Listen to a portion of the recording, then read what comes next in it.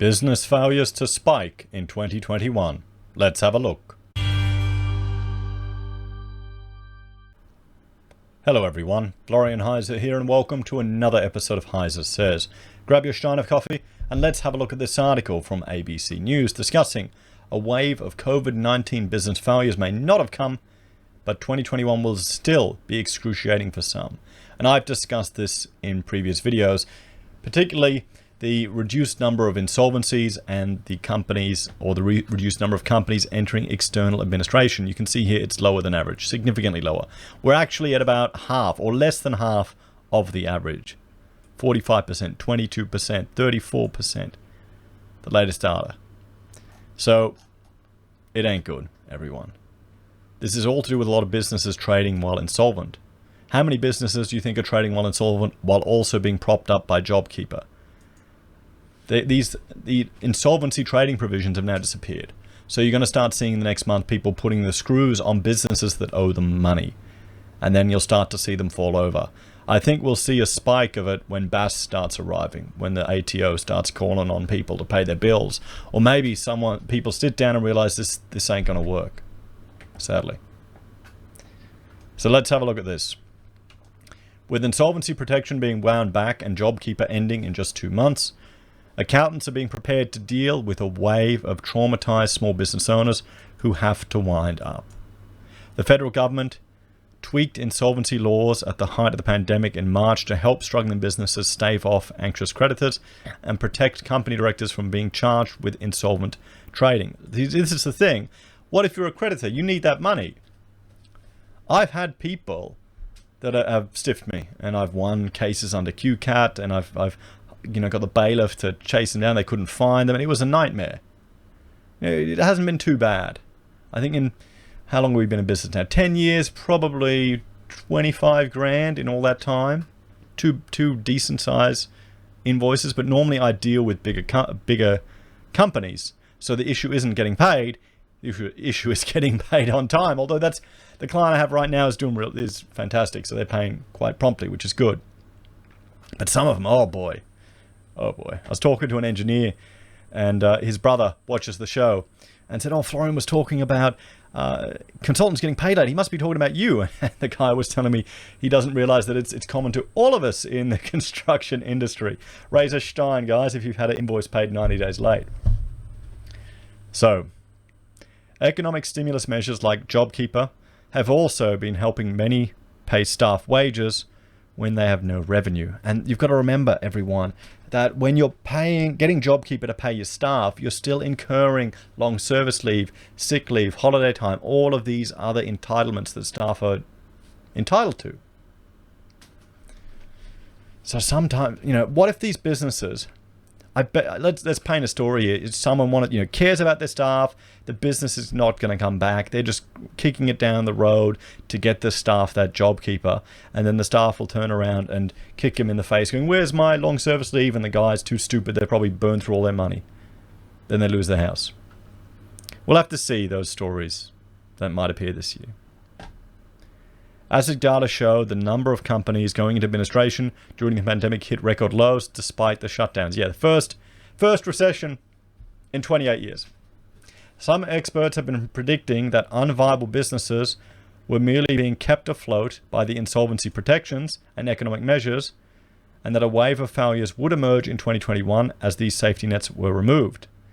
As of January 1, company directors are again legally responsible for insolvent trading for all companies with more than $1 million in liabilities. The length of time that creditors, entities owed money, have to wait before putting statutory demands on companies has also been reverted back to 21 days, down from the extended 6-month COVID-19 limit. The amount of money creditors need to be owed before they can put pressure on has also been lowered from the COVID-19 level of 20,000 down to 10,000. That is still higher than the pre-pandemic level of 2.5. So there you go, everyone. You need to make sure every invoice is over $10,000. Since the start of the pandemic, the federal government has also overhauled laws to make it easier for small companies to restructure and manage insolvency. Creditor Watch Chief Executive Patrick Coughlin said 2021 will not be as bad as expected. There will be cleaner air and greater transparency for the business landscape in 2021, he said. We will see an environment where viable companies can get back to business without being weighed down by unviable or fraudulent companies who have been camouflaged by safe harbor. We will see in 2021 an increase in business failures, but it now appears we will avoid a tsunami of failures, which was earlier feared may transpire. Well, we're at 50% of where we should be. So if it goes up by 50%, from now, we'll still only be at 75% of the average. That's still a huge leap. What do you reckon, everyone? The Treasurer reiterates JobKeeper will end soon. The Treasurer, Josh Frydenberg, who expects the impact to be less severe than expected, and he is heralding his own government's initiative for that. Fantastic. Given that, he again reiterated on Thursday that JobKeeper will soon end. JobKeeper is legislated until the end of March, and it is our intention for it to end there, he said. He delivered this comment at a Mexican restaurant on Victoria's Surf Coast that has managed to wean itself off the employment subsidy entirely as it booms during the summer months. But even the restaurant's owner, Josh Friend, told journalists he was worried about what would happen to some businesses in Torquay if the cooler months hit and international travellers had still not returned. We're one of the lucky businesses with outside seating, he said. There's always a concern for that time of year, maybe more so once JobKeeper ends. To be honest, we just want to get through this next few weeks.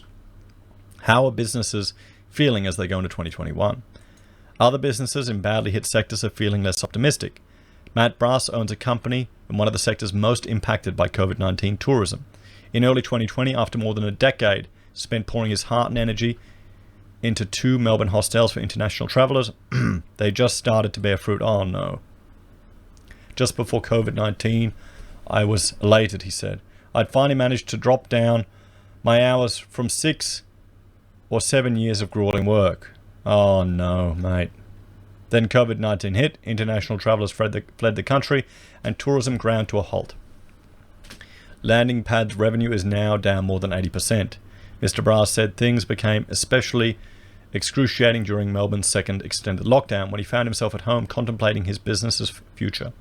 Seeing your life's work disintegrate makes it hard to use the spare time to renovate your bathroom, he said. As his business enters 2021 and international travel has still not returned, Mr. Brass has made the difficult decision to exit the lease on one of his Melbourne hostels. He's contemplating what to do with his other hostel in Melbourne's north as the pandemic drags on. We've come to the realization that winning in this market looks like not losing everything. We see this as full tactical retreat. There's no point operating when the market doesn't exist, he said. I've got to the point of saying I want this to be over. It's just too painful. The poor guy. For us, avoiding bankruptcy is strategic. We have to avoid bankruptcy. This is not a short crisis. This is a long crisis. He said Landing Pad was not being wound up, but would continue with the help of 4 staff on JobKeeper subsidies. His plan for 2021 is to find another hostel space in the CBD that he could reopen once international travel returns. We're hibernating, full tactical retreat, assessing options, he said. He said he was not too worried by the removal of insolvency protections for struggling companies, but was conscientious that JobKeeper would end in March. Why are you not worried about that? Does no one owe you money? Well, you're on service. You're a hotel accommodation. I'd be more worried about the people that are providing you services. What about the businesses that are selling you goods for your businesses? It's the one further step out. It's not the forward-facing ones. I'm just thinking it because, I do business with businesses, B2B. Why is he not worried about that? That seems crazy. I guess he's already got too much to stress about, the poor guy. I think June is when the rubber hits the road. That's when the real tough decisions are being made, he said. As a small business operator, the existential threat of insolvency or bankruptcy is something I'm aware of. But really, it's about trying to pay staff and keep the lights on. I mean, that's one thing. One thing I'm quite happy with the decision we made when we scaled back our business. We now don't have any staff. I've made a decision. You go on my website, I block out months. this month, next month, I probably should block out another month. We're just too busy to do work. I just had, this morning I had a big presentation. It went quite well, but it was 3 weeks of exhausting work, like non-stop. But I only do one project at a time now because I don't want to have the staff and that burden and the premises. But I would hate to have been where I was a few years ago with an architectural practice, with an office and all the staff working there right now. That'd be horrible. So I feel sorry for these people. So what could still come? Restructuring and insolvency expert, law firm, Ashurst Michael Sloan, is another expert who is unsure if a wave of business failures will ever come in 2021. He said COVID-19 had shown the remarkable resilience of the...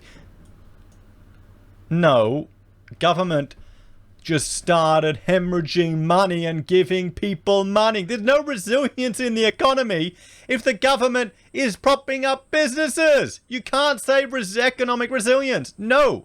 Bad lawyers. COVID-19 had showed the remarkable, I'll change this sentence, has shown the remarkable ability of our government to give money and stimulus to any bloody thing they need, they determine is necessary.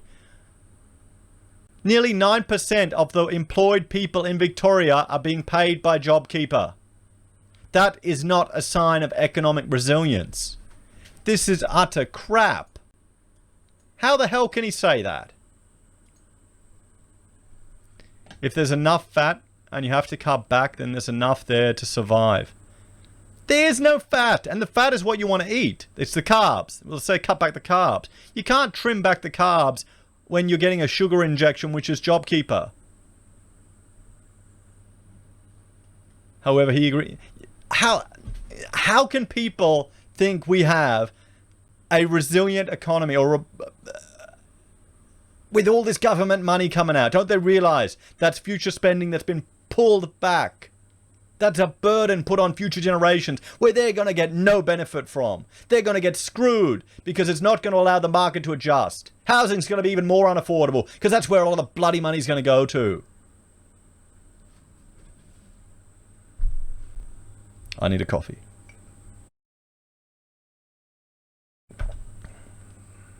Bloody hell. Lawyers.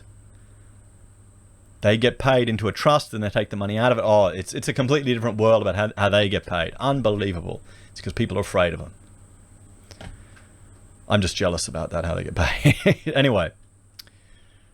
When the government stimulus stops and banks and landlords begin to take recovery action, then many small and medium businesses will face their true COVID financial test. Yeah, well then how the hell can you say we're resilient when all this is going on? The Industry Group for Accountants, CPA Australia, has also been so worried about a wave of insolvencies in 2021 that it co-founded a pilot program to train accountants in dealing with their clients' mental health issues. Yes, money management and finance is a mental health issue. I think it's the #1 mental health issue. It leads to so much. CPA Australia's spokesperson, Jane Rennan, said they still believe that training is necessary, 100%. Don't buy any of the crap here that the economy is resilient when the government's handing money out left, right and centre. CPA Australia's spokesperson, the anticipated wave of insolvencies will be less diffuse, but more concentrated in certain sectors of the economy, she said. Small tourism operators are potentially looking down the barrel of months of rolling border closures. They're likely to be at the top of the list of businesses which may close their doors permanently. You look on Gumtree, we've done it on episodes here where we've gone through businesses that are for free, retailers that are trying to give away their businesses. Everyone, they just want to, they'll happily sacrifice the hundreds of thousands of dollars they spent in a fit out just to get out of a lease.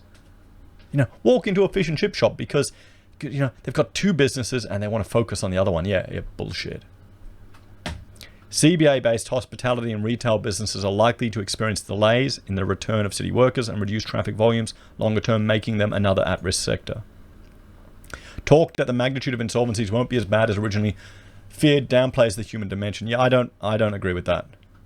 I don't agree with that. I think it's going to be dragged out more. Or if we get an election, which most of you, I did a poll on HeiseSays, they may drag out the stimulus. Hang on, let's jump to HeiseSays on the community and we will see here. There we go. So 56% of you said no, and 44% of you said yes. Do you think we'll have a federal election in Australia this year of 1,300 votes? And that's pretty consistent with what I was getting on Twitter and on Gab. She believes 2021 will still be a year of hard conversations. Convincing a client to confront the reality of their economic predicament can be very hard, not to mention emotional, she said. I mean, that's frankly, that's going to be tough with some accountants. That's going to be... I don't envy them for that, because, yeah. Now, I don't mean to hurt any accountants' feelings here, but generally the people that get into accounting, and I started studying it and I got out of it, but generally they're not the most gregarious people. Is that fair? Is that fair to say? So, dealing with all this emotional issues dumped onto you, it's not like other people who maybe enjoy that type of thing. I can't imagine that would attract the type of people to that profession that would love dealing with other people's emotional baggage. So I feel sorry for them. It's going to be tough for them. There are going to be some tough conversations this year. As they said, hope springs eternal. When you advise a client that it's time to draw a line under their loss and shut up shop, you're taking away any hope of business recovery. In many cases, once this reality is confronted, things actually get easier. There are mental health benefits for practitioners and clients in being empowered to take practical action. The federal government has been contacted for comment. Okay? Well. So there you go, everyone. A potential spike in business failures in 2021. Potentially not as bad as people anticipate, but we'll have to see. I think it all depends on when an election we called and how long the river of stimulus can flow. As always, guys, thanks for watching. Like, share, subscribe to the channel. Let me know your thoughts and opinions in the comments down below. If you're a fan and enjoyed the content I cobbled together here, there are a few ways you can support us. You can join us on YouTube or Patreon. Support us using our affiliate links at Amazon, eBay, Independent Reserve, or AussieBroadband. Buy a merch from HeiseSays. Use Gold Pass from the Perth Mint, or support us via PayPal. Take care. I'll see you next time. Bye for now.